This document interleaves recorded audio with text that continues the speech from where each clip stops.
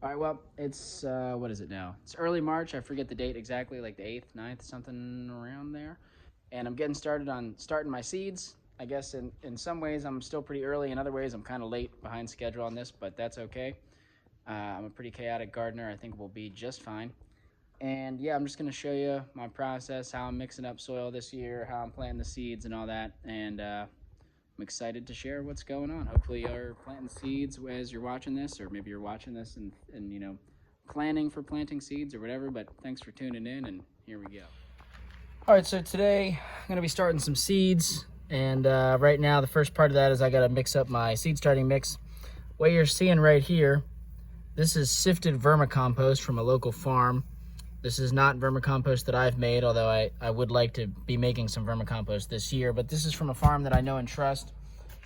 And that's going to be kind of the main ingredient, but I do want to add some other stuff just for diversity's sake to the seed starting mix. Here we have some old thermophilic compost. This again has been sifted. It's pretty dry. It's been sitting around for a little while. This is just more of that vermicompost. This is some sand from the garden area from when I was digging post holes with the auger. I just, scooped up some extra sand that I had. I mean, there's some silts and clay and stuff in here. It's by no means pure sand. Honestly, it might even be more silts and clays than sand. It's kind of whatever. You get the gist. Native soil. Here we have some leaf compost. This has not been sifted, so there's big chunks and stuff in here. And this I just got from a local municipality, basically, or a hauling company that works for local townships collecting leaves. And lastly, I got some vermiculite right here, as you can see, for aeration. And I've got a little screen so I can sift some stuff. And what I would say about all of this is, this is not a recipe, okay? This is not me saying, oh, this is exactly what you should mix up to start your plants. This is what I have available, and this is what I want to try to use. And I think it's going to work fine. I think there's plenty of other ways to go about mixing up potting soil. I think if all you got, or what you want to do is buying potting soil from the store, I think that's fine too. I've definitely done that. But I'm kind of excited to experiment with making my own mix and seeing how the plants do. I figure between all the different types of compost we got, there'll be some nutrients and hopefully a plethora of microbes. And hoping the native soil also adds some microbes and some mineral nutrients that the roots can start to access. Kind of between being exposed to minerals here and being exposed to different types of compost, that's really all they're going to get to grow in out in the field. And so that should, from the get-go, they should be building the relationships with the microbes they need in order to survive in my local conditions. At least that's the theory anyway. Also, like I said, it's just kind of what I have laying around. I didn't want to go getting extra stuff. I had all this stuff for other reasons. But first thing is first, anytime you're mixing up soil, you want to water. Oh gosh, this is heavy. Can I do this without the tripod? You're going to want to water first, okay? Because it's really hard to add water after you've put the soil into the tray. So I'm going to add some water here. It's okay if I'm kind of heavy up front because I'm going to add some dry materials. That's probably good for now. And what I'm going to do is we're going to come in here and mix this all around. You can see it's kind of, the top is soaked. You get down to the bottom and the water hasn't really infiltrated. So there's a lot of mixing that needs to happen here. I probably won't film this whole thing. And let me just talk briefly about moisture. So to test the moisture, you're going to want to get a handful of the material. Okay. Take it in your hand. Squeeze it as hard as you possibly can. And you want to see maybe a few drops of water come out, no more than like 2 or 3. If you have like 4, 5, 6 drops of water coming out, that's probably a little bit wetter than you want to be. But if it holds together real good in your hand like that, and if you get 1 or 2 drops of water coming out, that's pretty good. And so this could maybe be a little bit wetter, but I think this is okay to start mixing in, and then we'll add some more water as we go because the other materials are also dry. So I just used the screen to add some of that native soil. So you can see the color has changed a little bit here. And now I'm going to add in a little bit of this leaf compost that needs to be sifted. Leaf compost in a bucket. I'm just going to slowly Add a little bit on like that at a time. And then I just kind of massage it around, trying to get stuff to fall through the cracks and crevices. If I see a ball like this, maybe I'll try to, well, that doesn't want to break apart, so that's gonna go back in the bucket. And we're just continually doing this. I really don't love sifting compost or sifting anything because these big chunks, first of all, there's microbes in here. And second of all, this provides airflow and structure for water and air and gases to penetrate. But for small seeds, stuff like this can really prevent seeds from germinating if this bigger chunky stuff is mixed in. So for seed starting mixes, I do sift. For amending soil, for using compost and extracts and any sort of, basically any other time I'm using a compost, I typically do not sift it. So anyway, let me get to sifting. It's easier with both hands. You want to make sure you mix this up really good. Get everything nice and mixed up so that it's, you know, reasonably evenly distributed, all the different materials throughout here. And I apologize for a shaky camera and stuff. I'm really just too lazy today to set up the tripod. This could probably be a little bit wetter, but I'm about to add the last thing before the vermiculite, which is some of this thermophilic compost, which is pretty dry. So we'll probably add water as I add that. See how that goes. So I think we're still a little bit dry here. Whoa, light, but whoa. See how it's kind of crumbling apart? It's not holding together as much as it was before. But you can see it's fully mixed up. We got all the vermiculite in here, all the different types of compost. And I am gonna water as I plant seedlings, so I think this is moist enough. It's not too dry. It's gonna take on more water as I water the seedlings. Ideally, I think it'd be a little bit more wet to start. And I could add in more water, but I'm kind of just tired of mixing, and I think I'm just gonna wing it. We'll see what happens. All right, so now I'm gonna actually scoop up the soil. There's a pretty slow way to do it. Maybe I'll get a bigger cup and put it into these trays that I'm using. And I like to basically, well, it'd be easier to show than to talk about it, but you know, I like to get a kind of even covering in all of the cells, and then I'll come down and just very lightly tamp things down a little bit with my fingers like that. I don't want to compact it too hard. I do want to tamp it down a little bit. And let me just talk for a second.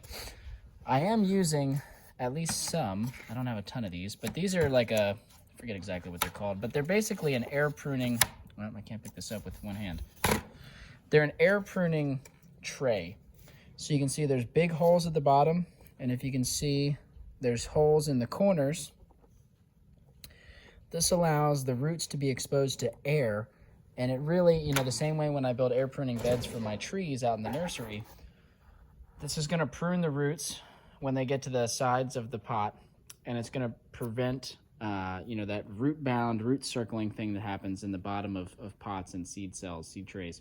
Makes a much more vigorous seedling and makes it much easier to transplant them with less shock.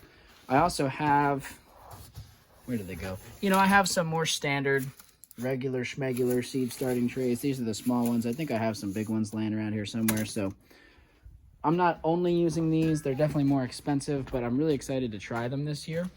And so, yeah, that's what I'm doing. Let me get the rest of this filled up, and then we'll show you what's going on. So now you can see I'm kind of just going around and lightly tapping just like this. Tapping, whatever. Nothing too crazy. We might top this off with a little bit more soil in some of these cells. Now, one note with these air prune cells, it's very important. After I tapped all these down, I lifted the whole thing up and let all the soil fall through these little holes, because again, we really want air to be coming through here. And I'm kind of, any big chunks in the middle here, I'm trying to take those out, any remaining sticks and things. I think this looks really good. You know, you can see I probably could put a little bit more soil in there, but probably what I'm gonna do is put the seeds in here, cover up with a little bit of soil, and then I think that'll be at a really good height level. So I'm gonna do these other 3 or 4, or however many I have, And then we'll go get set up on the tailgate where there's better light, and we'll start planting seeds and labeling stuff and all that fun thing, all that fun, all those fun things, all that fun stuff, you know. In my hands here, you can see these little seeds here. These are brassica seeds. Specifically, this is a mustard variety, but brassicas is like your collards, kales, mustards, broccoli, all sorts. There's a lot of things in the brassica family, but I'm really into brassica greens. This whole tray is mostly collards with a few mustards down at the end, and that's going to be a lot of what I'm planting today is really just greens. And I typically put, I'm not sure if you can see this, there's 2 seeds in that cell. There's 2 seeds right there. There's 1 seed right there. I typically try to put 2 or 3 seeds in each cell. I don't love thinning, you know, because I don't know, it just seems like a waste of potential for that seedling to grow into something, but I also don't like wasted space in the tray. So nothing's ever going to be 100% germination. All these seeds are from reliable companies with, you know, typically germination percentages in the 90s. So put 2 or 3 seeds, you're definitely going to get one popping up. I'll have to do a little bit of thinning.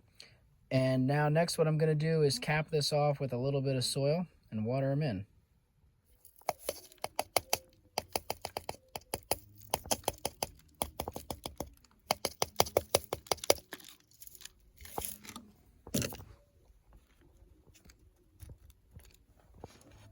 Just like that. All right, so real quick, I'm also doing some direct sowing today. So you can see here, I just spread out this row of compost. It's pretty thick. As far as how thick, who knows? It's definitely not 100% even. The ground was kind of, you know, rolling a little bit here. And so, yeah, I basically just looked like that. I didn't do anything to it. Compost down, and I'm going to direct seed in, first of all, some different types of peas. And then I might do some carrots and turnips. So I'll kind of do peas down the row here in the middle. I'm going to have some sort of fence hung up on these posts for them to climb. And then the outside will be, like I said, probably a lot of, you know, turnips, radishes, carrots. And then we'll see, you know, I might even scatter some kale seeds here and there. So this will be an early spring experiment. We'll see how it does. And then depending on how it does, I would like to transition this into probably, you know, beans and maybe corn and squash, stuff like that. Or maybe tomatoes, actually, in the summertime. Anyway, you get the gist. Starting a new bed here. And I don't want to make this video too long, but I do want to talk about some other methods I'm going to be trying for starting beds. I might tarp some areas first. I might do, I don't know. There's all sorts of different things, all sorts of different ways to establish a bed. This was kind of just a quick and dirty.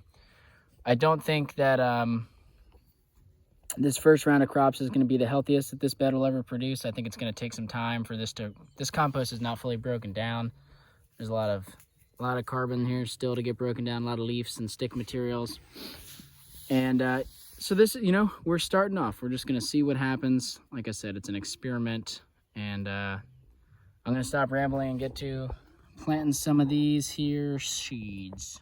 It's a little bit colder and rainy today, and as I was editing this seed starting video, I noticed, you know, I didn't really talk about any of the things that I was actually planting in the video. And that's like the most exciting part is like, what are you planting? So I want to just showcase some of the varieties that I was planting. And I mean, who knows? We'll see if any of them actually germinate and grow. And by that, I just mean, I'm sure a lot of them will germinate. We'll see, you know, do they get eaten by bugs and critters and things? Do they survive? That sort of stuff. If we can actually follow them from seed to leaf and all that. But anyway, this is my little mobile seed situation here. It's just an old drawer with some cardboard